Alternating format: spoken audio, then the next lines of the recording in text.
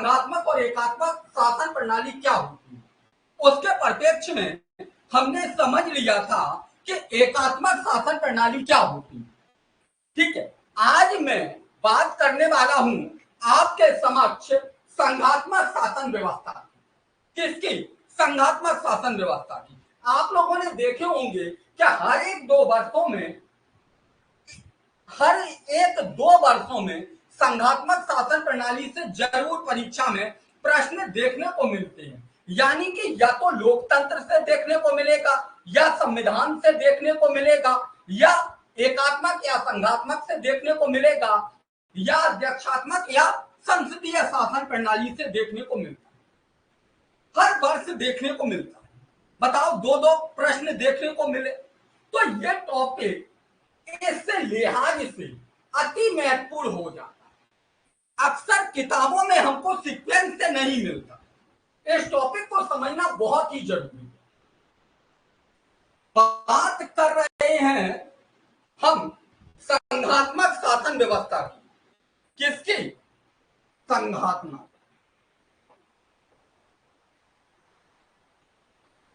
संघात्मक का मतलब यानी कि अर्थ अगर हम पूछें कि संघात्मक शासन प्रणाली का अर्थ क्या है, तो आप बड़े आराम से कह देंगे कि भैया शक्तियों का विभाजन होता है। क्या होता है? शक्तियों का विभाजन। यानी कि शक्तियों का विभाजन ही संघात्मक व्यवस्था कहलाती है। शक्तियों का विभाजन क्या कहलाता है? संघात्मक शासन प्रणाली कहलाती है। अच्छा, अब शक्तियों का विभाजन किस रूप में होगा? क्या क्षैतिज दृष्टिकोण से होगा? मेरी बात को समझ रहे हैं? क्या ऊर्ध्वाधर दृष्टिकोण से? शक्तियों का विभाजन होगा किस रूप में? तो शक्तियों का विभाजन दो रूप से होगा। कैसा? दो रूप से, यानी कि क्षैतिज और ऊर्ध्वाधर।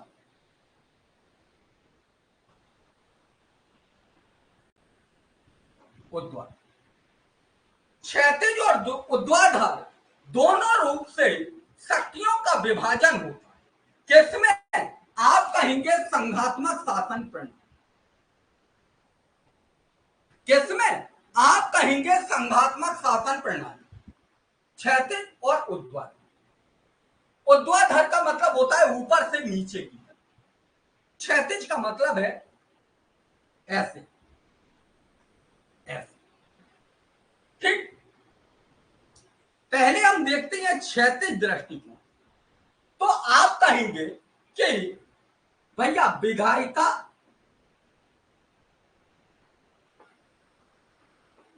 कार्यपालिका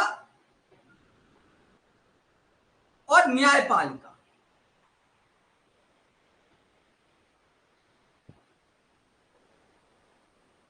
के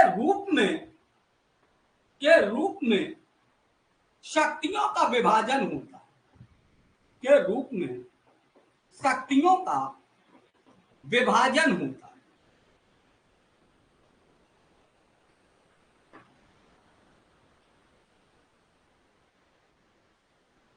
यानी कि एक दृष्टिकोण हमने देखा कि संघात्मक शासन प्रणाली में शक्तियों का विभाजन होता है, और किस रूप में होता है?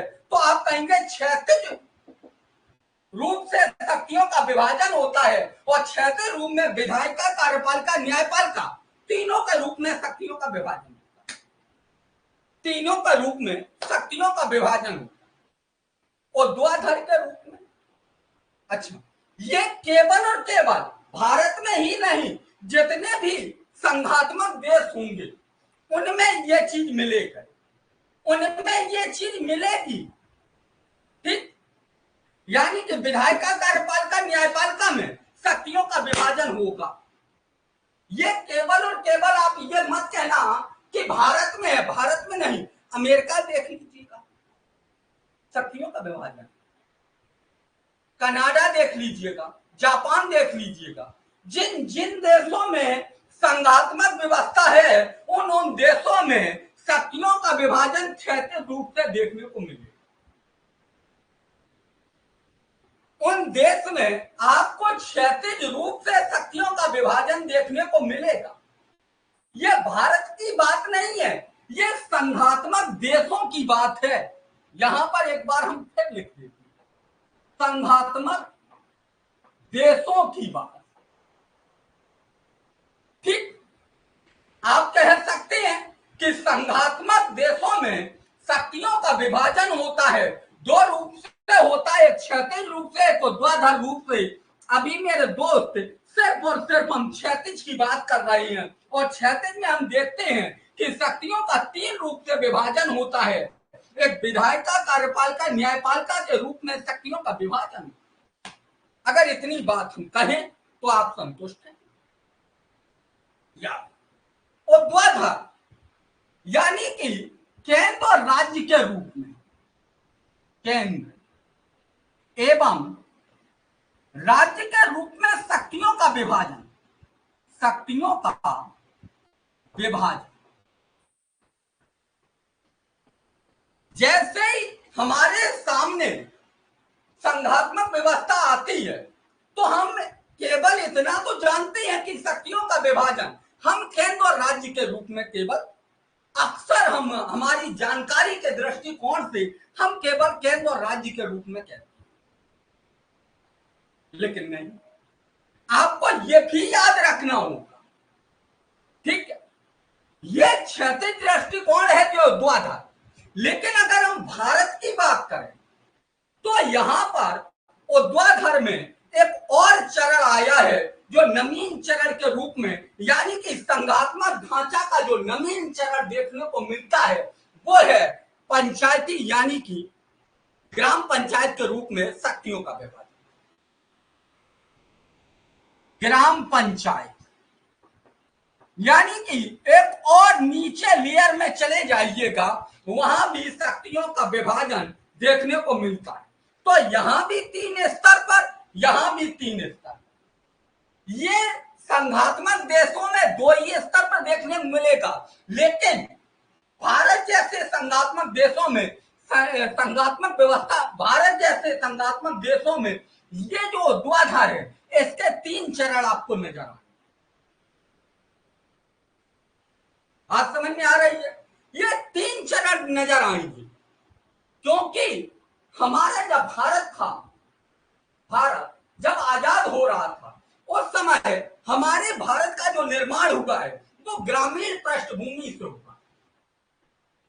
गांधी जैसे विचारक यहां पर ग्रामीणों को, यानी कि गांव के स्तर को बड़ी महत्वपूर्ण भूमिका में रखते हैं, केंद्र में रखते हैं। इसीलिए जब हमारे भारतीय संविधान का निर्माण हो रहा था तो जो हमारा भाग 4 है, जैसे हम बीपीएसपी के रूप में जानते हैं, उसमें ग्राम पंचायत के गठन की बात, और आगे चलकर आप देखेंगे 73वें संविधान संशोधन के तहत में ग्राम पंचायत का गठन, उसके तहत में शक्तियों का विभाजन हुआ। तो ये भारत जैसे देश में आपको 3 स्तर पर देखने को मिले। संघात्मक व्यवस्था की, अगर संघात्मक व्यवस्था की अगर आपसे पहली विशेषता पूछी जाए तो आप कहेंगे शक्तियों का विभाजन। शक्तियों का विभाजन 2 रूप से, क्षैतिज एवं ऊर्ध्वाधर।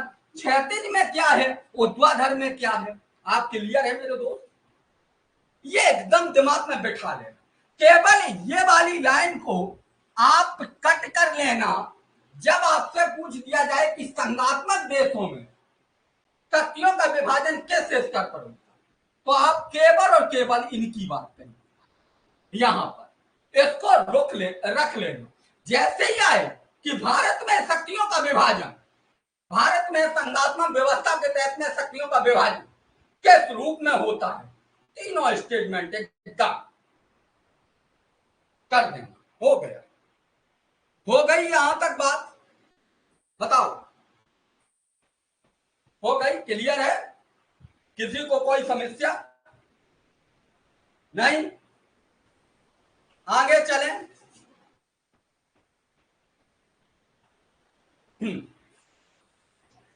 अगर यहां पर अब यही पकड़ो, शक्तियों का विभाजन है। एक एक बार बताइएगा, एक घर है, घर आप ही का घर है, ठीक है। आपके घर में दो भाई हैं। आप कितने भाई हैं? दो भाई हैं। अब ये बताइएगा, आपको पिताजी ने ये वाला हिस्सा दे दिया, आपको पिता एक भाई को ये वाला हिस्सा दे दिया। अब कभी ऐसा ना हो कि पिताजी ने अभी तो बोल दिया, लेकिन पिताजी कुछ समय के लिए वहां चले गए अमरनाथ की यात्रा पर। जो भाई बाहुबली होगा, हो सकता है आपसे पावरफुल हो। अब उस भाई ने कहा कि ये वाला यहां से नहीं होगा, यहां से हम तो इतना लेंगे, क्या करोगे? हमारा तो इतना ही अधिकार पिताजी हमको बता के गए, तो आप कुछ कर पाएंगे? नहीं। इसके लिए आपने देखा होगा कि भैया जो कुछ घर मकान है उसका कहां करवाती हैं? बेनामा करवाती, यानी कि पक्का अधिकार रखते हैं, ताकि हम आगे चल के क्लेम कर। शक्तियों के विभाजन के लिए, शक्तियों का विभाजन है, आप तभी ये ना कह दे केंद्र कि देखिएगा राज्य की शक्तियां वो हमारे क्षेत्र में आएंगी, ग्राम पंचायत की शक्तियों का आक्रमण ना कर ले, विधायिका कहीं कार्यपालिका की शक्तियों का आक्रमण ना कर ले, विधायिका कहीं न्यायपालिका की शक्तियों का आक्रमण ना कर ले। इसके लिए क्या होना चाहिए? तो आप कहेंगे जिन देशों में संघात्मक व्यवस्था होती है उन देशों में शक्तियों का विभाजन होता है, और शक्तियों के विभाजन के साथ साथ लिखित संविधान होता है। क्या होता है मेरे दोस्त? याद रखना, लिखित संविधान जरूर होगा। यानी कि दूसरी बात हमारे जहन में एकदम स्पष्ट है, लिखित संविधान, लिखित संविधान जरूर होगा। अब कल की क्लास या पिछली एनसीईआरटी की क्लास याद करो, याद करो हमने क्या बताया। फिर घूम फिर के वहीं पहुंचो, घूम फिर के वहीं पहुंचो। केवल समझना है, दिमाग का खेल है, यहां कुछ नहीं है, यहां सब जादू है, समझो। लिखित संविधान है, जिन देशों में लिखित संविधान होता है। अभी हम संघात्मक व्यवस्था की केवल और केवल दो विशेषताओं को देखे हैं। पहली विशेषता ये, दूसरी विशेषता ये। भाई मेरे कंफ्यूज मत होना, ठीक है? हाँ, अब कल की क्लास याद करो या इससे पिछली क्लास जो एनसीईआरटी की हम क्लास किए थे उसकी याद करो कि लिखित संविधान में हमने बताया था, ए नंबर पे कहें कि जिन देशों में लिखित संविधान होता है उन देशों में मौलिक अधिकार होंगे, मौलिक अधिकार होंगे। ये हम ब्लू पेन से लिख रहे हैं। नंबर डी, उन देशों में धर्म निरपेक्षता होगी।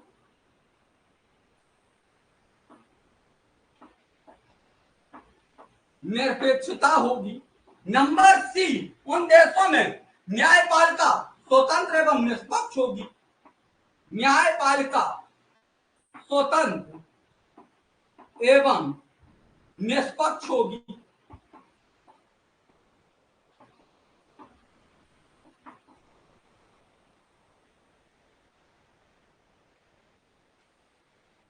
हाँ, लोकतंत्र हो गई। अगर लोकतंत्र की बात ना करें, केवल और केवल संविधान की संघात्मक व्यवस्था की अगर बात करते हुए ये कह दिया जाए कि जिन देशों में संघात्मक व्यवस्था होती है उन देशों में धर्म निरपेक्षता होगी, होगी या नहीं? अगर हम ये स्टेटमेंट दे दें तो के साथ तक सत्य है? बताओ मेरे दोस्त, केवल और केवल हमने दो ही अभी विशेषताएं देखी हैं। एक, शक्तियों का विभाजन, जिन देशों में संघात्मक व्यवस्था होगा होगी, उन देशों में शक्तियों का विभाजन होगा, उन देशों में लिखित संविधान होगा। लिखित संविधान होगा तो ये चीजें जरूर होंगी या नहीं, बताओ भैया एवं बहनों, बताओ सभी लोग हैं। तो अगर आपसे कभी ये पूछ लिया जाए कि संघात्मक देशों में धर्मनिरपेक्षता होगी, कंफ्यूजन वाली बात है, डायरेक्ट नहीं लेकिन इनडायरेक्ट तौर पर होगी। न्यायपालिका स्वतंत्र एवं निष्पक्ष होगी, होगी, आप कहेंगे होगी, होगी है, होगी, मानते हैं, मानो इस बात को, मानो मानो मानो, होगी, ठीक है। हाँ, ये इसकी विशेषता नहीं है, ये इसकी विशेषता नहीं है, लेकिन इसके साथ ये चीजें ऐड है, ठीक है। तो हम एक लाइन में फिर से हम पीछे जाते हैं कि जो देश संघात्मक होंगे वो देश लोकतांत्रिक होंगे, ये भी हम कह सकते हैं, क्योंकि ये विशेषताएं तो लोकतंत्र लोकतांत्रिक देशों की होती हैं। तो ये भी तो हम कह सकते हैं कि जो देश संघात्मक, जिन देशों में संघात्मक व्यवस्था चल रही होगी वह देश लोकतांत्रिक भी होंगे। क्या आप, मैं कह सकता हूं? आप कहेंगे बिल्कुल कह सकते, बिल्कुल कह सकते हैं इन आधारों पर, है? बताओ बात समझ में आई या नहीं, बताओ भैया, आ गई है?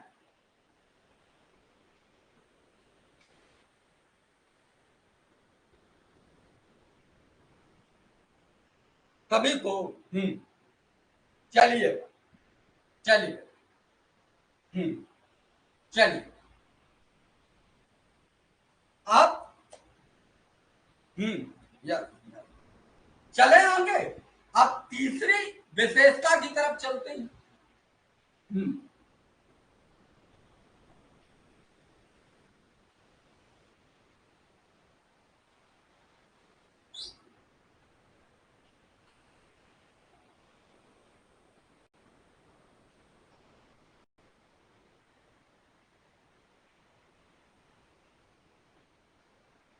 एक हमको सुबह मैसेज करके कह रहा है कि आपकी क्लास हमको बोर लग गई क्योंकि आपने शायरी और गाना नहीं सुना। हमने गजब माहौल है। हमने कहा पीसीएस की तैयारी करने आए हो, शायर सुनने आए हो। हमने कहा शायर बाजों के पास जाओ। अजीब अजीब स्टूडेंट।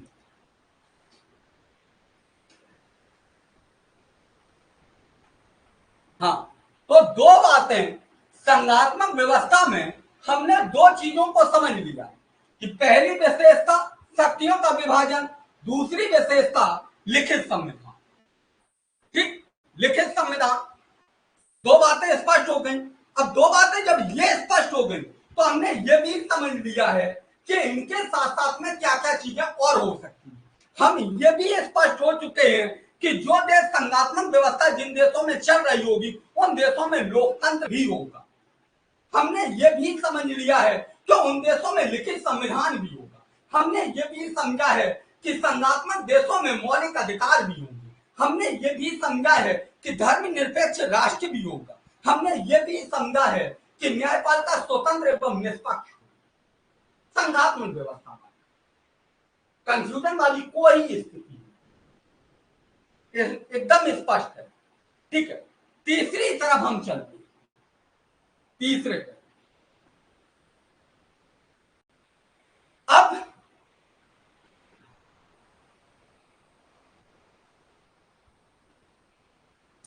अब यहां पर समझिएगा, देखिएगा, संघात्मक संघात्मक जिन देशों में संघात्मक प्रणाली चल रही होगी तो उन देशों में हमने बताया कि शक्तियों का विभाजन होता है केंद्र और राज्य के बीच, केंद्र और राज्य। तो दो बातें स्पष्ट रखिए, केंद्र और राज्य यानी कि दोनों अलग अलग बॉडी हैं शासन संचालन करने के।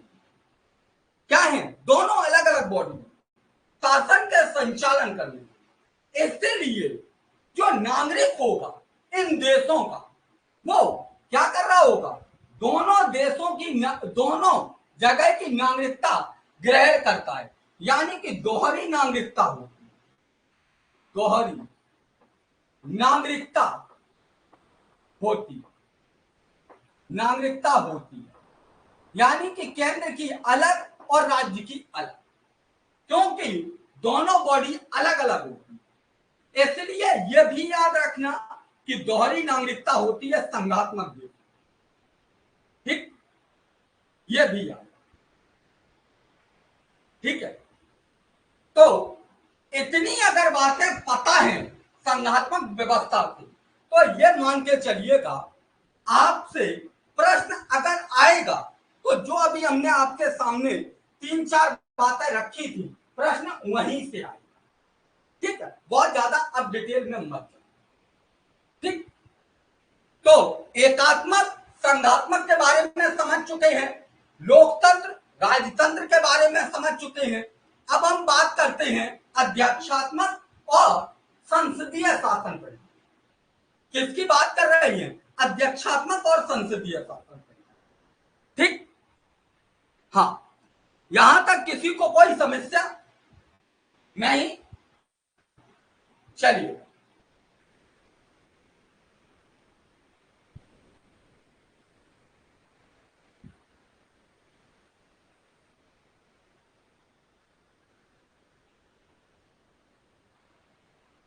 जो साथी नए आए हुए हैं अब यहां से समझने की कोशिश करें, ठीक है। संसदीय और अध्यक्ष,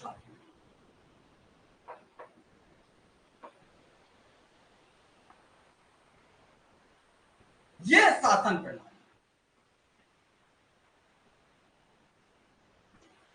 संसदीय शासन प्रणाली क्या होती है, अध्यक्षात्मक शासन प्रणाली होती है। इसको देखिए, अगर हम मोटे तौर पर कहें कि संसदीय और अध्यक्षात्मक शासन प्रणाली में क्या अंतर है, तो याद रखना एक बात, संसदीय शासन प्रणाली वह प्रणाली होती है जिसमें संसद के इर्द गिर्द सारी शक्तियां घूमती, किसके, संसद के इर्द गिर्द सारी शक्तियां घूमती, यानी कि संसदीय शासन प्रणाली में विधायिका कार्यपालिका न्यायपालिका तीनों संसद में मौजूद हो, किसमें, तीनों संसद में मौजूद हो। अब भारत के दृष्टिकोण से मत देखो, ना कंफ्यूज हो जाए, हमारे शब्दों को पकड़ो, फिर हम भारतीय संविधान की विशेषता के तहत में हम चीजें आपको बताएंगे, ठीक है। अभी केवल और केवल आपके जहन में शब्द होना चाहिए संसदीय शासन प्रणाली, ना कि भारतीय संसदीय शासन प्रणाली। अगर यह शब्द आपने बैठा लिया तब तो आप हमारी व्याख्या को गलत कर देंगे, तब तो आप हमारी व्याख्या को गलत कर देंगे, ठीक है। इसलिए आप भारतीय शब्द आगे से हटा दें अपने दिमाग, आप केवल और केवल शब्द क्या रखेंगे, संसदीय व्यवस्था।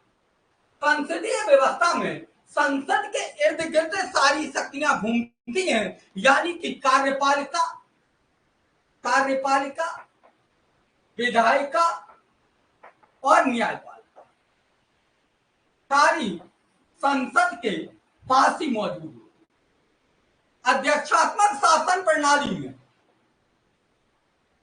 अध्यक्ष के इर्द गिर्द सारी शक्तियां होती हैं, अध्यक्ष के इर्द गिर्द सारी शक्तियां घूमती हैं, लेकिन कार्यपालिका विधायिका से अलग होती है, विधायिका न्यायपालिका से अलग, यहां शक्तियों का पृथक्करण मिलता है, किसमें, अध्यक्षात्मक शासन प्रणाली।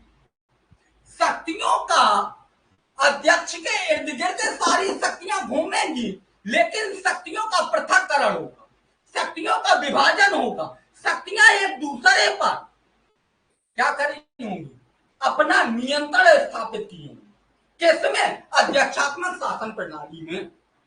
किसमें? अध्यक्षात्मक शासन प्रणाली। शक्तियां अध्यक्ष के इर्द गिर्द घूम रही होंगी। बात को, पहली बात को पकड़ो। क्या हम कह रहे हैं? कार्यपालिका विधायिका से अलग होगी, विधायिका न्यायपालिका से अलग होगी, यानी कि एक दूसरे से सारी चीजें स्वतंत्र होती, और ये एक दूसरे पर नियंत्रण भी स्थापित करती है। नियंत्रण,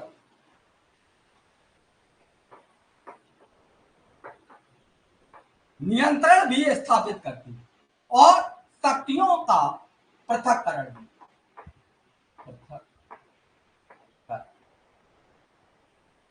भी होता है। ठीक, किसमें?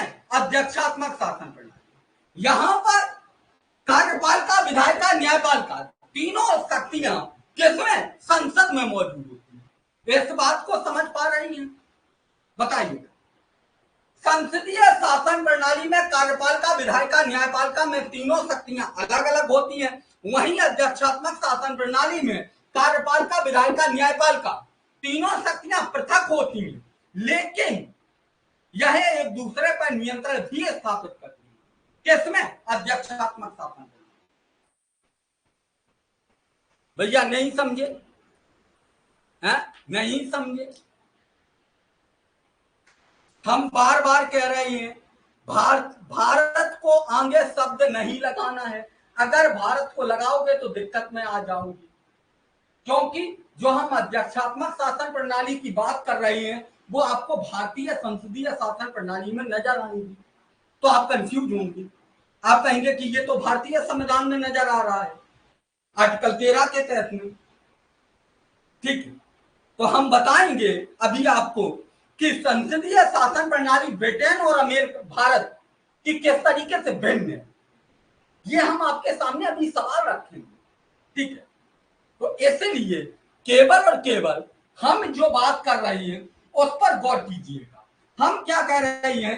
संसदीय शासन प्रणाली में कार्यपालिका विधायिका न्यायपालिका तीनों शक्तियां संसद में मौजूद होती हैं। वहीं अध्यक्षात्मक शासन प्रणाली में अध्यक्ष के इर्द गिर्द सारी शक्तियां घूमती हैं, लेकिन कार्यपालिका विधायिका और न्यायपालिका तीनों स्वतंत्र होती हैं, यानी कि पृथक होती हैं, और तीनों एक दूसरे पर नियंत्रण भी स्थापित करती हैं। इतनी बात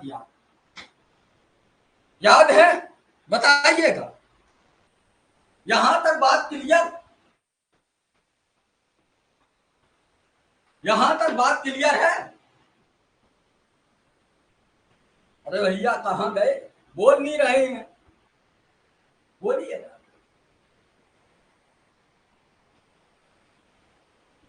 लिखो मत, बताओ। बताओ, केवल ओके, बोलना तो पड़ेगा। ममता जी क्लियर हुआ?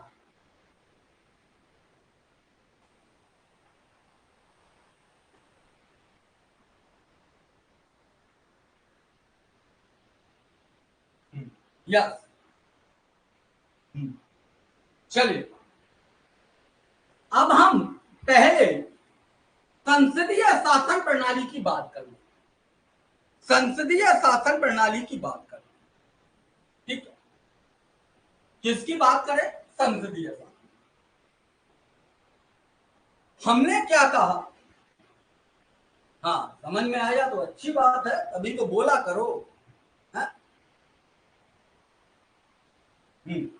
अब हम बात करते हैं संसदीय शासन प्रणाली। संसदीय शासन प्रणाली में क्या होता है? पहली बात समझ, इसकी विशेषता के तौर पर जान। अभी तो केवल और केवल आपको यह बताया कि मुख्य रूप से दोनों होती क्या, अध्यक्षात्मक और संसदीय शासन। अब हम बात कर रहे हैं विशेषता। नंबर 1, राष्ट्र का प्रमुख अलग होता है। राष्ट्र का प्रमुख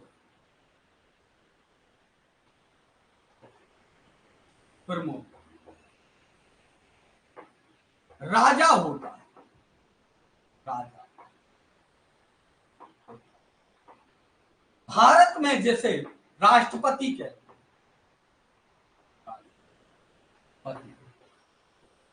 यानी कि राष्ट्र का प्रमुख कौन होगा, राजा, या भारत में जैसे हम राष्ट्रपति कहते हैं, ये केवल और केवल ब्रिटेन में ये व्यवस्था देखने को मिली और कहीं। चलिएगा आपको ने थोड़ा पीछे लेके चल, देखिएगा मध्यकाल का दौर जो सामंतीय व्यवस्था चलती थी, यानी कि हम कह सकते हैं कि दुनिया में पहले राजतंत्र व्यवस्था चलती। क्या चलती थी, राजतंत्र व्यवस्था। कल ही हमने बात की। तो ब्रिटेन जो है, इंग्लैंड जो है, वहां पर एक विचारक हुए थे डाइसी महोदय, नाम सुना होगा आप लोगों ने डाइसी का। डाइसी ने बात की थी विधि के शासन की, विधि के शासन यानी कि कानून के शासन की बात की। किसकी, कानून के शासन की बात, यानी कि कानून के तहत में शासन चलना चाहिए, न कि राजा के तहत।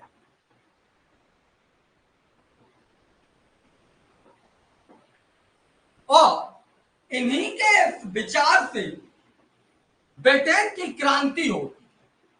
क्या होती है, ब्रिटेन में क्रांति हो, जिसमें जो राजतंत्र व्यवस्था है उसको समाप्त कर दिया जाए और वहां पर नई व्यवस्था को रखा जाता है, जैसे हम कहते हैं संवैधानिक राजतंत्र व्यवस्था।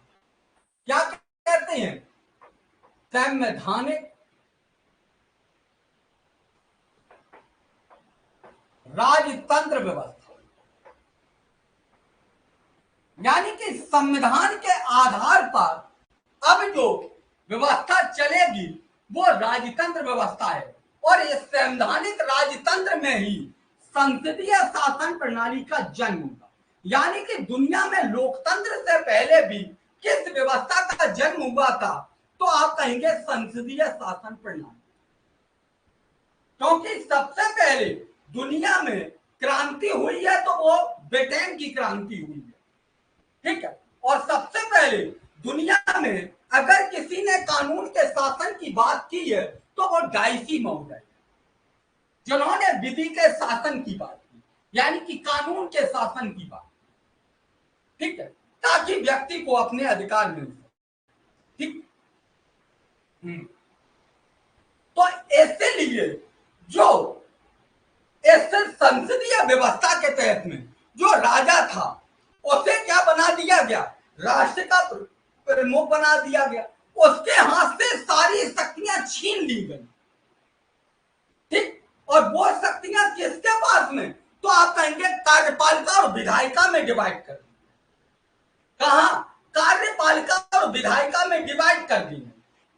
ये जो राष्ट्रपति या राजा जो है, राष्ट्र का प्रमुख, इसके पास में कार्यपालिका की शक्तियां, कार्यपालिका की शक्तियां नामात्र की होती हैं, शक्तियां नामात्र की होती हैं।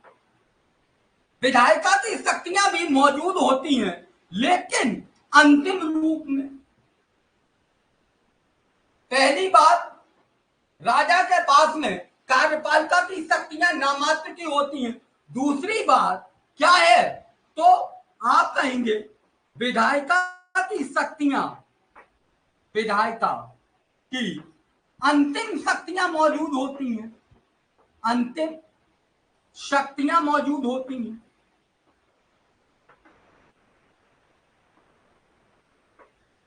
यानी कि विधेयक वगैरह पे ये साइन करता है, बस। तीसरी बात, न्यायपालिका की भी अंतिम शक्तियां मौजूद होती हैं। न्यायपालिका की कुछ शक्तियां अंतिम रूप से मौजूद होती हैं, अंतिम रूप से मौजूद होती हैं। पहले राजतंत्र व्यवस्था में ये शक्तियां उसके पास में पूर्ण रूप से मौजूद थी। अब ये शक्तियां संसदीय व्यवस्था जैसे ही स्थापित हुई, राष्ट्र का प्रमुख बना दिया गया। यानी कि राष्ट्र का मतलब यह होता है कि जितने देश का भौगोलिक क्षेत्रफल है उसका ये क्या है, प्रमुख है। उसका ये क्या है, प्रमुख है। इसलिए इसके पास में शक्तियां तो मौजूद हैं, कार्यपालिका, विधायिका, न्यायपालिका, तीनों शक्तियां मौजूद हैं। लेकिन कार्यपालिका की नामात्र के तौर पर शक्तियां, कुछ शक्तियां दी गई, ठीक है। बाकी सारी शक्तियां प्रधानमंत्री के पास में मौजूद है। विधायिका की शक्तियां अंतिम रूप से मौजूद है, ठीक। तीसरी, न्यायपालिका की कुछ शक्तियां मौजूद है, बस यही है। तो राजतंत्र व्यवस्था से जो व्यवस्था उत्पन्न हुई है, उससे कौन व्यवस्था उत्पन्न हुई है, तो आप कहेंगे संसदीय शासन प्रणाली। और संसदीय शासन प्रणाली की पहली व्यवस्था, राष्ट्र का प्रमुख राजा होता है, जिसके पास में कार्यपालिका की नामात्र की शक्तियां होती हैं, विधायिका की अंतिम रूप से शक्तियां मौजूद होती हैं, न्यायपालिका की कुछ शक्तियां अंतिम रूप से मौजूद होती हैं। इतनी बात क्लियर है? यहां तक कोई दिक्कत किसी को? बताओ है?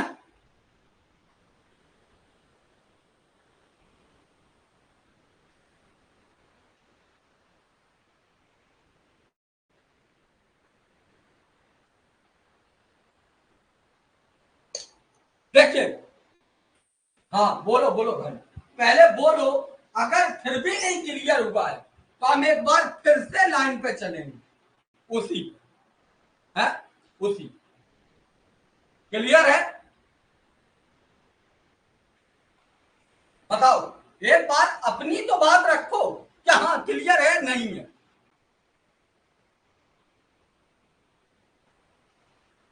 जी, ओके।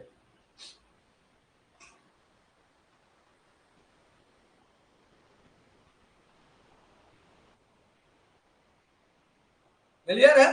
हाँ, चलिए फिर से एक बार सतपाल जी और ममता जी और भी कुछ लोगों को अभी कम क्लियर है, फिर से एक बार हम बेसिक से चलते।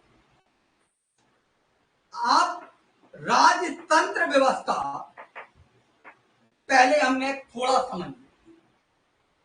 हाँ, एक बार यस, राजतंत्र व्यवस्था को पहले हम एक बार समझ। राजतंत्र व्यवस्था में क्या होता है, राजा के पास में सारी शक्तियां मौजूद होती हैं। आपने सुना होगा, सारी शक्तियों का मतलब है कि कार्यपालिका, विधायिका, न्यायपालिका, तीनों शक्तियां राजा के पास में मौजूद है। यानी कि राजा का शब्द ही शासन है, राजा का शब्द ही शासन है। अगर राजा के शब्दों का उल्लंघन तो तलवार के रास्ते गुजरना पड़ेगा। यही शासन व्यवस्था होती थी राजतंत्र व्यवस्था में, ठीक। तो एक विचारक हुए डाइसी। अब जैसे आप ही आपने देखा कि भाई ऐसे कैसे हो सकता है, तो ऐसे ही एक व्यक्ति थे डाइसी महोदय, जिन्होंने कहा कि भाई इससे तो व्यक्ति के अधिकारों का हनन हो रहा है, ये तो गलत बात है, यहां तो कानून का शासन होना चाहिए, किसी एक बॉडी के तहत में शासन का संचालन होना चाहिए। तो जब इन्होंने विचार दिया ये, इससे जनता वहां की प्रभावित हुई और क्रांति कर। तो जो राजतंत्र व्यवस्था थी उसको वहां की जनता ने खत्म कर, एक नई व्यवस्था रखी गई, उसका नाम रखा गया संवैधानिक राजतंत्र। संवैधानिक राजतंत्र। अब राजा को इग्नोर भी नहीं किया जा सकता है।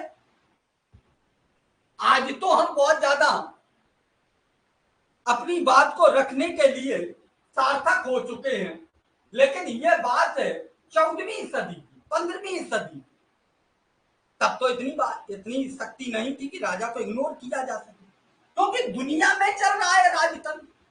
केवल ब्रिटेन ये व्यवस्था को बदलना चाहता है, तो यहां पर संवैधानिक राजतंत्र आया, यानी कि संविधान के जरिए राजा का शासन चले, जिसमें बात निकल के आई संसदीय शासन प्रणाली, यानी कि जो राजा के पास में शक्तियां हैं वो संसद के पास में मौजूद कर दो।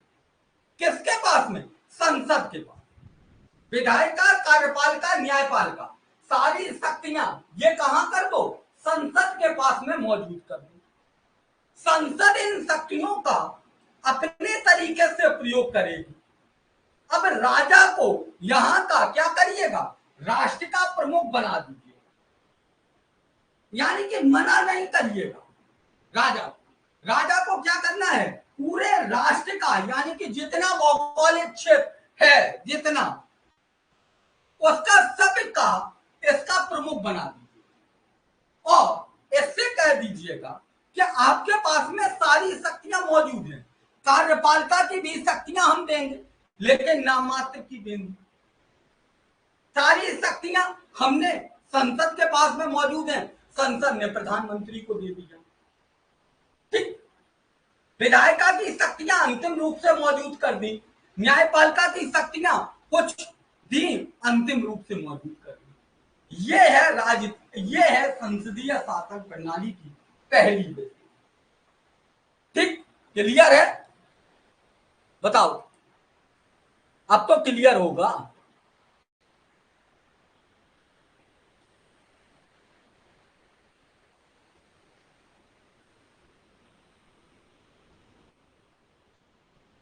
अब क्लियर है? ओके।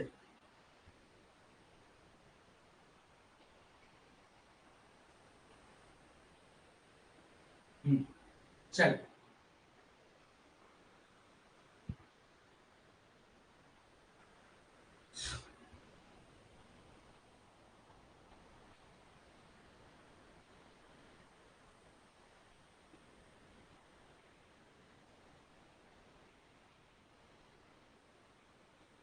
अब हम एक शब्द यहां लगा दे रहे हैं, राष्ट्र। भारत के परिप्रेक्ष्य में राष्ट्र। ठीक, दूसरी विशेषता इसकी संसदीय शासन प्रणाली की होती है क्या? तो आप कहेंगे कि दूसरी विशेषता होती है कि राज्य का प्रमुख प्रधानमंत्री होता है। प्रधानमंत्री होता है। एक जैन में और होगा, राष्ट्र, राज्य, ये सब क्या चल रहा है? जितना भौगोलिक सीमा होती है, चाहे जल हो चाहे थल हो, ठीक, थल, ये सब क्या कहलाएगा? राष्ट्र कहलाएगा। ठीक, और जितनी सीमा पर जनसंख्या निवास करती है वो पूरा क्या कहलाता है? देश कहलाता है। और उन्हीं देशों में छोटे छोटे प्रांत हो, क्या होते हैं? प्रांत। ठीक है, तो जब हम देश की बात करेंगे तो राज्य की बात करेंगे। भारतीय संविधान में, या संविधान के, भारतीय संविधान की बात करते हैं, संविधान में देश को राज्य के नाम से प्रदर्शित किया गया है। जो आपके यहां पर जैसे राज्य बोला जाता है वो बेसिकली प्रांत होते हैं। ठीक है, तो अगर हम राज्य के प्रमुख की बात करें तो आप कहेंगे कौन है? प्रधानमंत्री। किसके तहत में? संसदीय व्यवस्था के तहत में। संसदीय व्यवस्था के तहत में राज्य का प्रमुख कौन होता है? तो आप कहेंगे प्रधानमंत्री होता है, जिसके पास में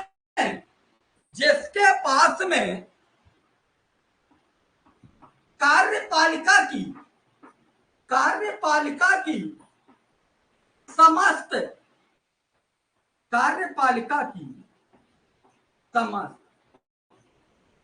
शक्तियां मौजूद होती हैं। शक्तियां मौजूद होती हैं। ये इन शक्तियों का या तो स्वयं इन शक्तियों का प्रयोग करने के लिए कार्यपालिका की समस्त शक्तियां मौजूद होती हैं, क्योंकि क्योंकि क्योंकि यह कार्यपालिका का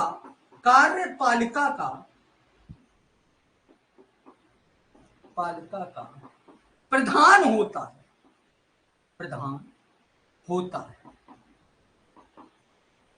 ठीक, तो ये इसके पास में कार्यपालिका की समस्त शक्तियां मौजूद होती हैं, क्योंकि यह कार्यपालिका का प्रधान होता है।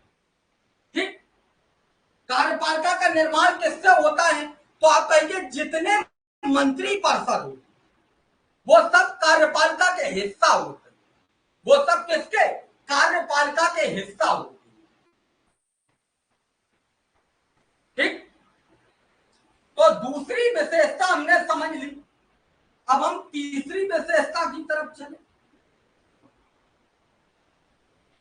तीसरी विशेषता तब और अच्छे से दूसरी विशेषता समझ में आए। विधायिका में से कार्यपालिका का निर्माण होता है।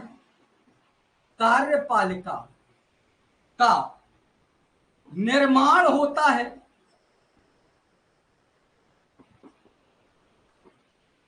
अभी लिखना नहीं, हम सब लिखा देंगे। देखिएगा, अभी लोकसभा के चुनाव चल रहे हैं। ये आप कार्यपालिका के लिए सदस्य चुनेंगे या विधायिका के लिए?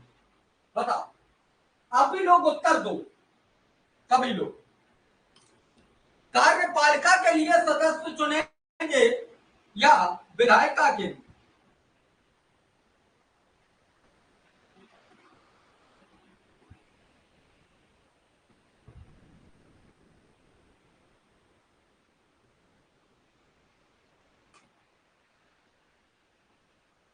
बताओ भैया। एक ही दो लोग बोल रहे हैं, बाकी लोग तो बोल ही नहीं रहे हैं। हाँ, एक गिलास पानी देता है। विधायिका के लिए आप हमेशा संसदीय शासन प्रणाली में हमेशा जो सदस्यों का चयन करते हैं, जिनको चुनते हैं, वो विधायिका के लिए चुनते। हाँ, विधायिका।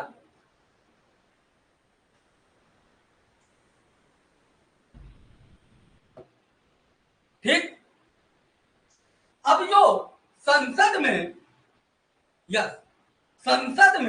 जो सदस्य चुन के जाते हैं विधायिका, उन्हीं में से कुछ मंत्री बना दिए जाते हैं।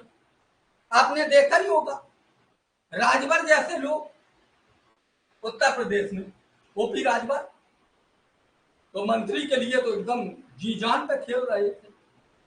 4 मंत्रालय उन्होंने ले लिए।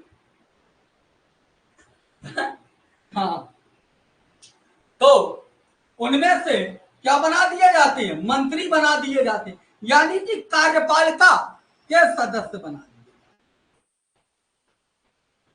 और इन कार्यपालिका के सदस्यों में से एक व्यक्ति और विधायक कार्यपालिका के सदस्यों के द्वारा एक व्यक्ति को चुना जाता है, जिसे क्या बना दिया जाता है? इनका प्रधान सेवक बना दिया जाता है, जो माननीय अभी वर्तमान में मोदी जी है। तो जब प्रधानमंत्री इन सदस्यों के क्या प्रधान सेवक बन गए, तो ये राज्य के प्रमुख हो गए, और राज्य के प्रमुख हो गए तो इनके पास में कार्यपालिका की समस्त शक्तियां मौजूद हो जाती हैं। ठीक है, कार्यपालिका की समस्त शक्तियां मौजूद हो जाती। इसीलिए ये जितने भी कार्यपालिका की शक्तियां किसके पास में, हमने देखा कि जो राष्ट्र का प्रमुख होता है, राष्ट्रपति के पास में कार्यपालिका की शक्तियां मौजूद होती हैं, लेकिन कार्यों का संचालन कौन करता है? तो आप कहेंगे कि भैया संसदीय शासन प्रणाली में प्रधानमंत्री करता है। अब दुनिया में जितने अंतरराष्ट्रीय समझौते होते हैं, जो भी होते हैं, प्रधानमंत्री सीधे उड़े अमेरिका पहुंच गए। द्विसंधीय समझौता किया किसके नाम पर? राष्ट्रपति के नाम पर। किसने? प्रधानमंत्री। अगर प्रधानमंत्री नहीं गए तो विदेश मंत्री को भेजा जाएगा। ठीक है, यही दो लोग जाएंगे, किसका काम करके आएंगे? राष्ट्रपति। ठीक है, तो संसदीय शासन प्रणाली में एक बार शब्दों को सुनिएगा। संसदीय शासन प्रणाली में राष्ट्र का प्रमुख राष्ट्रपति होता है। कार्यपालिका की समस्त शक्तियां इसके पास में मौजूद होती हैं, लेकिन कार्यपालिका की नामात्र की शक्तियां इसके पास में मौजूद होती हैं, क्योंकि सारी शक्तियां किसके पास में? प्रधानमंत्री या कार्यपालिका के पास में मौजूद होती है। प्रधानमंत्री जो होता है वो कार्यपालिका का क्या होता है? प्रधान सेवक होता है। इसीलिए इसीलिए वह देश एवं विदेश के जितने कार्यपालिका से संबंधित कार्य होते हैं उनका क्या करता है? निदान करता है। इसीलिए वह कार्यपालिका के जितना मंत्री परिषद है और प्रधानमंत्री है वो किसके प्रति जवाबदेही होगा? राष्ट्रपति के प्रति जवाबदेही भी होगा। ठीक है, जवाबदेही भी होता है, क्योंकि ये काम राष्ट्रपति की जो शक्तियां हैं वो निपटा कौन रहा है? प्रधानमंत्री या मंत्री परिषद यानी कि कार्यपालिका। ठीक है, इसीलिए संसदीय शासन प्रणाली में विधायक वो कार्यपालिका एवं प्रधानमंत्री किसको? राष्ट्रपति के प्रति कार्यपालिका की शक्तियों के प्रति जवाबदेही। बात क्लियर है? यानी कि कार्यपालिका में से विधायिका का निर्माण। यहां तक बात क्लियर हो गई? बताओ मेरे दोस्त, है कोई दिक्कत?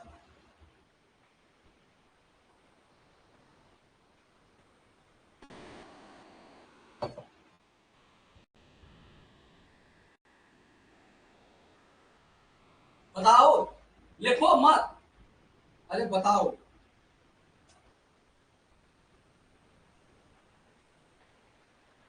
हाँ, देखो, जब तक ये बातें क्लियर नहीं होंगी हम आपको राष्ट्रपति पढ़ाएं चाहे प्रधानमंत्री पढ़ाएं चाहे कुछ पढ़ाएं, आपको समझ में नहीं आएगा।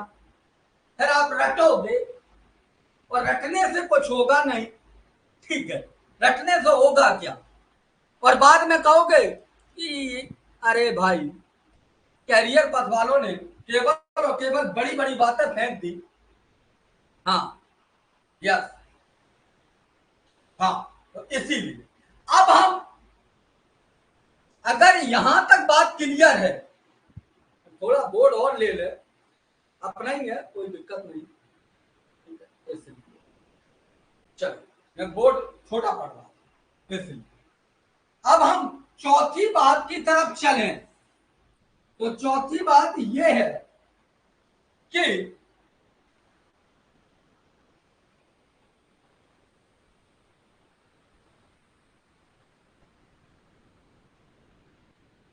अरे इतना एक बार और समझा दें, एक बार समझने के लिए क्लास पूरी देख लें। ठीक है, अब हम पूरा यहाँ, तुमको तो समझ में नहीं आता है एक बार में, तुम कम से कम क्लास देखो करे 3 बार वीरेंद्र। ठीक है, 3 बार, घर पे रहते हो कहीं नहीं जाते, 3 बार देखो करे, रिकॉर्ड पढ़िए। हाँ, क्लास देखो 3 बार। अब देखो, हाँ, वीरेंद्र को कोई भी चीज समझाओ, इनको हमेशा रहता है एक बार और समझाओ, एक बार और समझाओ, चाहे 4 बार समझा दो तब भी इनको वही। तो तुम घर पे ही रहते हो, सुबह से लेकर शाम तक क्लास देखो, कुछ ना करो। अब देखो, विधायिका में से कार्यपालिका का निर्माण हुआ है, तो विधायिका भंग होने पर, विधायिका भंग होने पर कार्यपालिका भी भंग होगी, कार्यपालिका भी भंग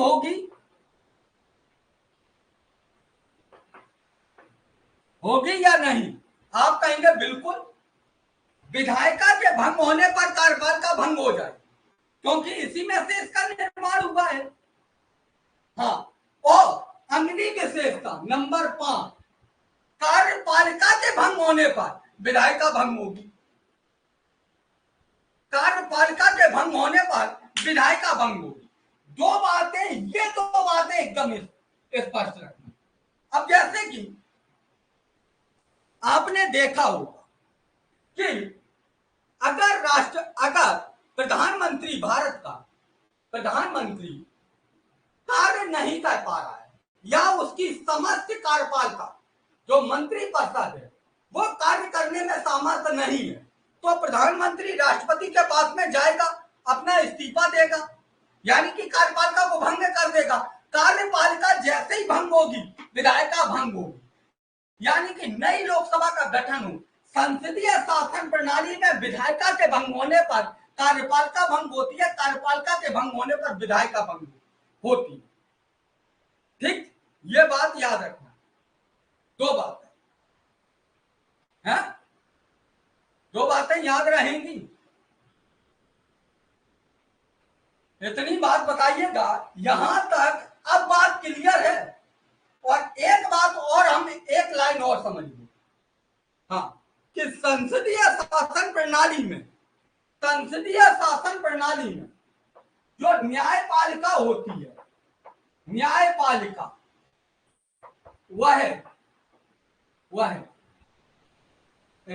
वो शब्द नहीं आ रहा है।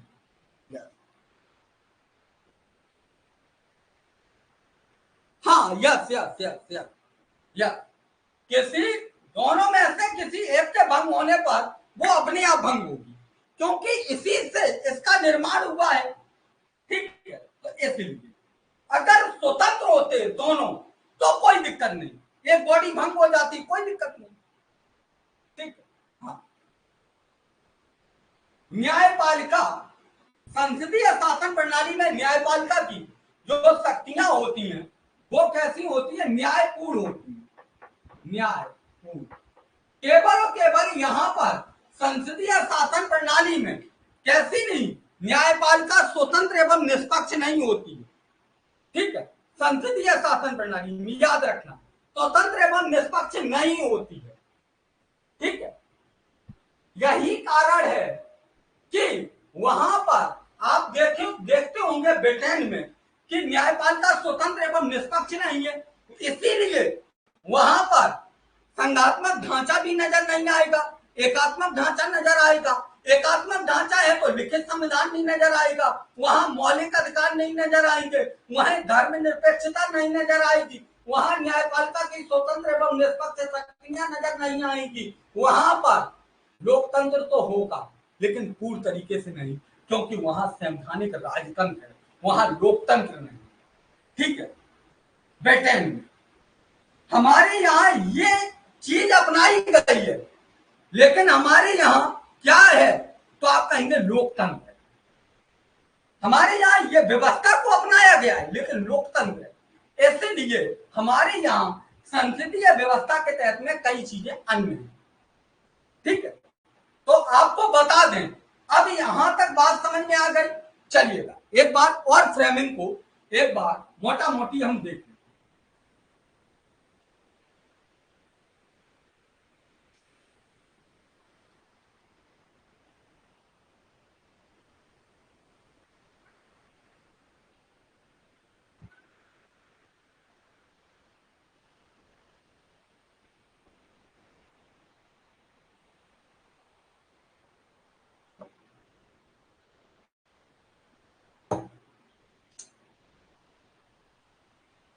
अभी तो हमने समझा कि क्या होगा, यानी कि संसदीय शासन प्रणाली में क्या क्या होगा।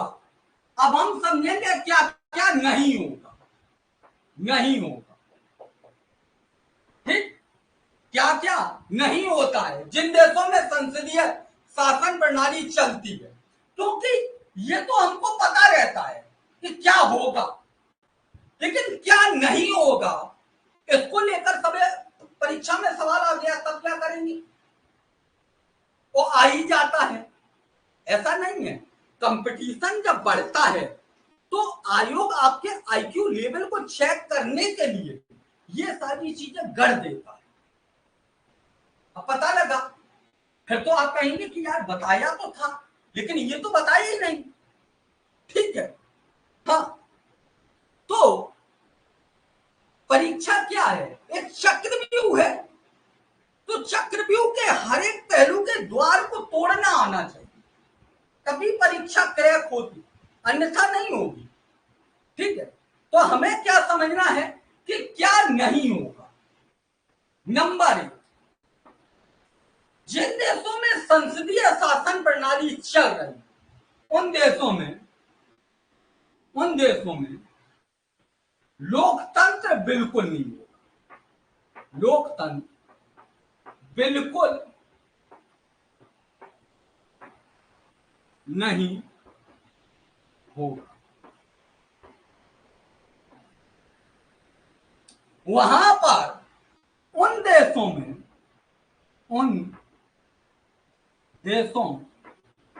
में संवैधानिक राजतंत्र होगा।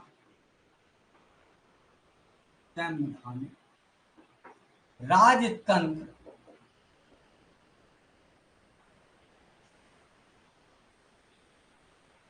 भारत इसका अपवाद है।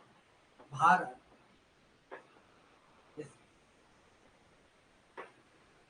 अपवाद। ठीक, कभी भी आप ये नहीं बोल लीजिएगा गलती से, आपको किताबों में लिखा मिल जाता है और ज्यादातर लोग जानने मानते भी है। ब्रिटेन पूछिएगा कि ब्रिटेन क्या है, तो आप कहेंगे वहां लोकतंत्र स्थापित हो गया, पहले राजतंत्र था। उनको यही नहीं पता है कि लोकतंत्र था, ना है, ना रहेगा। ठीक, ठीक है, अभी कर रहे हैं, ना था, ना है, ना रहेगा। जिन देशों में संसदीय शासन प्रणाली होती है उन देशों में लोकतंत्र बिल्कुल नहीं होता है। उन देशों में संवैधानिक राजतंत्र होता है। ठीक, लेकिन भारत इसका अपवाद है। भारत इसका अपवाद है। भारत में केवल है और कहीं नहीं। तो एक बात बताओ, अभी हमने आपको बताया था पीछे कि जिन देशों में लोकतंत्र होगा उन देशों में संघात्मक होगा, लेकिन यहां तो लोकतंत्र है ही नहीं। तो हम कहेंगे कि संसदीय शासन व्यवस्था जिन देशों में चल रही होगी, भारत इसका अपवाद है। भारत की बात अभी हम कर ही नहीं रहे हैं, अभी हम दुनिया की बात कर रहे हैं। भारत को हम बाद में देखेंगे मेरे दोस्त, याद। ठीक है ना, हर बात पे आप सवाल खड़ा कर दो कि भारत में तो है। हमने पहले ही कहा ही था कि भारत शब्द हटा देना, केवल संसदीय बात रखना।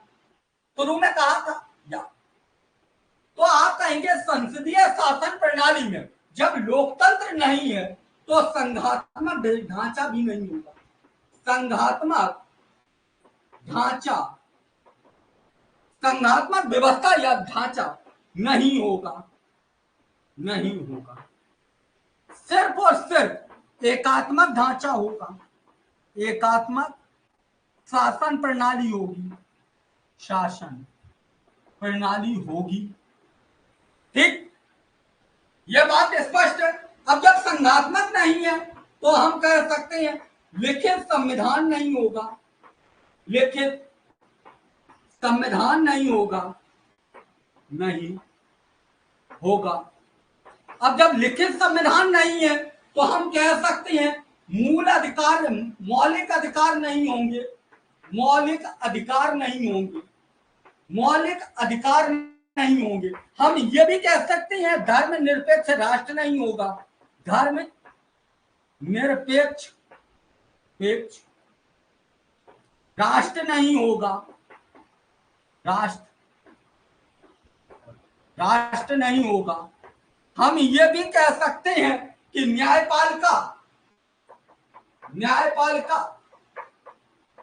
स्वतंत्र एवं निष्पक्ष नहीं होगी, न्यायपालिका तो तंत्र एवं निष्पक्ष नहीं होगी,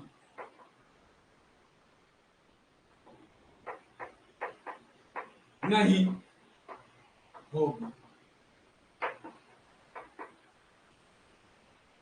लिखना चाहते हैं लिख लीजिए। हाँ ठीक है। तो ये बातें याद रखेंगे कि संसदीय शासन प्रणाली जिन देशों में चल रही होगी उन देशों में ये चीजें बिल्कुल नहीं।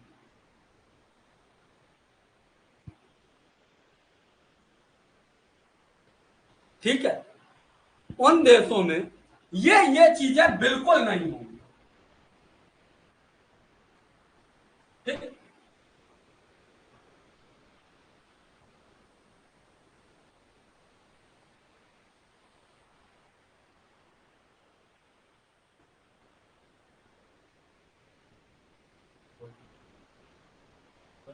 हाँ, पॉजिटिव पॉइंट तो अभी हमने आपको बताई थे कि ये चीजें हैं।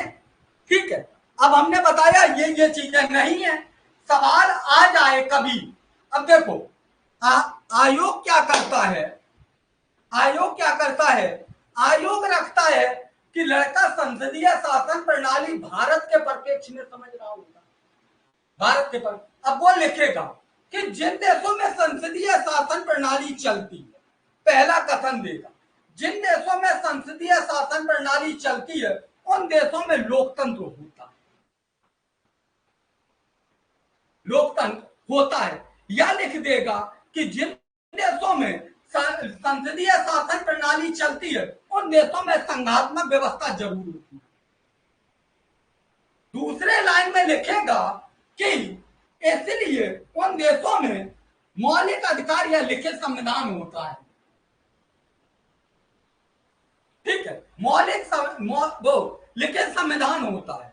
अब आपको लगेगा कि यार संसदीय शासन व्यवस्था तो भारत में भी चल रही है, वो संसदीय शासन प्रणाली है, संघात्मक व्यवस्था चल रही है, हाँ और लिखित संविधान भी तो है, ए आर दोनों ही सही है यार, ए आर की सही व्याख्या भी कर रही। आप लपेट के आ गए, अरे आए तो देखा आपके कि यार आंसर किया ही आयोग तो इसको आंसर वो क्वेश्चन ही नहीं मान रहा है। अब लगे चर्चा, अब कोचिंग वाले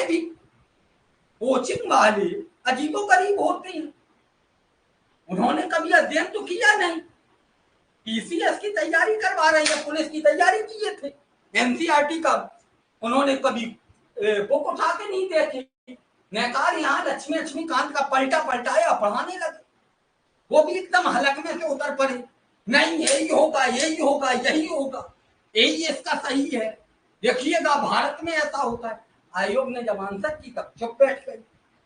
ऐसा कई बार हुआ है, हमने 2023 में आरओ यारो के पेपरों में कई बार हमने देखा है कि सब कोचिंग वाली अलग दिशा में, हमने उसका उत्तर दिया, पता लगे कि कोचिंग वाली अलग ही दिशा में पेल रही है। एक दो लड़कों ने हमसे कमेंट भी कर देते हैं, भाई अब जुड़े हैं, अब उन्होंने कभी क्लास तो ली नहीं, जुड़े हैं, बोले आप ही अलग बोल रही हैं, देखिएगा गुरुजी कितने महान है, उन्होंने हमको बता दिया। हमने कहा भैया कहाँ पढ़े हो, फलानी चीज देख लो जाके, सीधा सीधा लिखा है। ठीक है, इसलिए तो आपको ये चीजें पता होनी चाहिए। यहां से सवाल बनता है, यानी कितने बार बना है, कई बार बना है। ठीक है, तो ये चीजें अब समझ में आ गई, अब समझ में आ गई कि क्या नहीं और होगा। अभी तक हमने ये समझा क्या क्या होगा, ठीक है, क्या क्या नहीं होगा, ये बातें स्पष्ट हैं, मैं मान के चलूं है? बताइएगा मेरे दोस्त। पॉलिटी और हिस्ट्री और इकोनॉमिक्स में आपको इतना अच्छा महारथी बना देंगे जो हम आपको पढ़ाएंगे कि आप देखते ही क्वेश्चन को तोड़ेंगे, देखते ही। आपको यह भी बता दें, ठीक है, आपको उसमें विचार ही नहीं करना पड़ेगा, आप देखते ही क्वेश्चन को तोड़ेंगे फटाक दीना, अरे वाह ये कुछ है, हट हर दीना मारेंगे। हाँ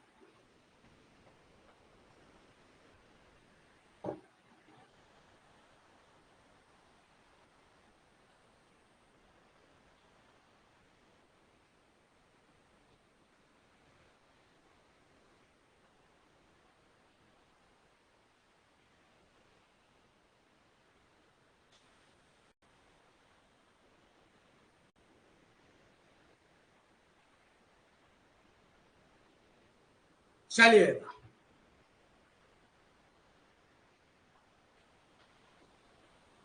अब बात करें, अब जो संसदीय शासन प्रणाली में जो बातें लिखाई थी उसका ठीक उल्टा है अध्यक्षात्मक शासन प्रणाली। अध्यक्षात्मक शासन प्रणाली, अब जो हमने लिखाया था क्या क्या नहीं होगा, आप समझ लीजिएगा कि अध्यक्षात्मक शासन प्रणाली में वही होगा। शासन प्रणाली में वो सारी चीजें मौजूद होंगी, सारी चीजें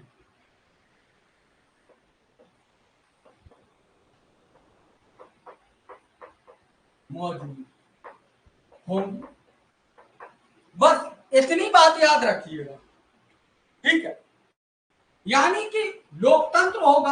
आपको हम कहें तो जो हमने पहले आपको बताया था कि राष्ट्र एवं राज्य का प्रमुख अलग अलग होगा, आप कहेंगे अध्यक्षात्मक शासन प्रणाली में राष्ट्र एवं राज्य का प्रमुख एक होता है। पहली चीज समझो, राष्ट्र एवं राज्य का प्रमुख एक होता है, यानी कि राष्ट्रपति होता है। राष्ट्रपति होता है, पति होता है, ठीक, पहली चीज। दूसरी बात हम कहें तो कार्य, अब राष्ट्रपति होता है, कार्यपालिका, वो हाँ कार्यपालिका, मोटा मोटी चीजें बता दे रही है, बहुत ज्यादा इसके डिटेल में नहीं, फिर हम बता देंगे फिर कि यहां से ज्यादा नहीं सवाल आएंगे, जो आएंगे उन पैरामीटर पे हम आपका ध्यान रखेंगे, ठीक है। कार्यपालिका और विधायिका दोनों अलग अलग होती हैं, दोनों अलग अलग होती हैं, यानी कि कार्यपालिका के लिए अलग चुनाव होंगे, विधायिका के लिए अलग चुनाव होंगे, अलग अलग होती हैं। नंबर 3, कार्यपालिका के भंग होने पर विधायिका भंग नहीं होगी। कार्यपालिका के भंग होने पर विधायिका भंग नहीं होगी, विधायिका भंग नहीं होगी। और विधायिका के भंग होने पर कार्यपालिका भंग नहीं होगी। विधायिका के भंग होने पर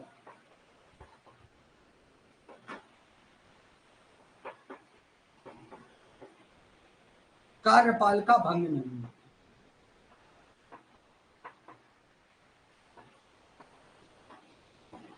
इतनी बातें याद रखें, अभी इतनी बात।